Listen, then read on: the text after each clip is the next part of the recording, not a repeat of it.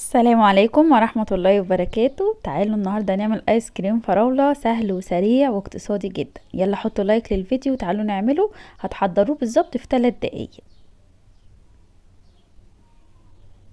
هنجيب باكت كده من الكريم شانتيه، انا مستخدمة نوع كوكس، بيكون حلو وكمان سعره رخيص جدا.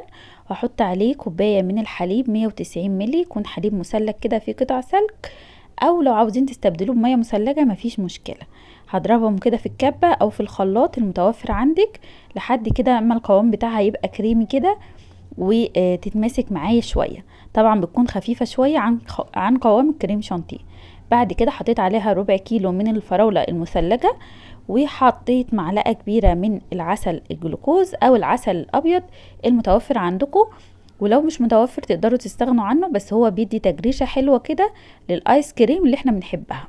هضربهم بقى كده كويس جدا. ولو بتستخدموا الخلاط هتستخدموا الفراولة تكون فكة شوية من التجميد، يعني تبقى نص مجمدة مش مجمدة عشان ما تبوظش معاكم سكينة الخلاط. هضربها كويس جدا لحد ما الفراولة تطحن معايا كويس وكلهم كده يندمجوا مع بعض ويعملوا لي القوام الحلو بتاع الايس كريم. وممكن نحط لون احمر زي ما احنا حابين او نستغنى عنه خالص، هو بيكون لونها حلو قوي قوي. انا حطيت حاجة بسيطة خالص على طرف المعلقة كده من اللون الاحمر الغذائي. بعد كده فضيتها كده في علبة، ده كده القوام بتاعها. ولو هتعملوها في الخلاط والفراولة نص مجمدة بيكون القوام بتاعها اخف من كده.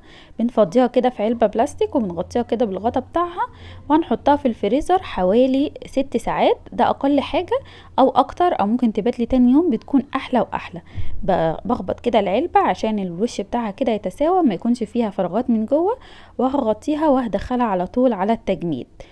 بعد 6 ساعات القوام بتاعها بيكون زي ما انتوا شايفين ده كده حلو قوي. شايفين ناعم وفي كده التجريشة بتاعت الايس كريم وطعمه تحفة في منتهى الجمال.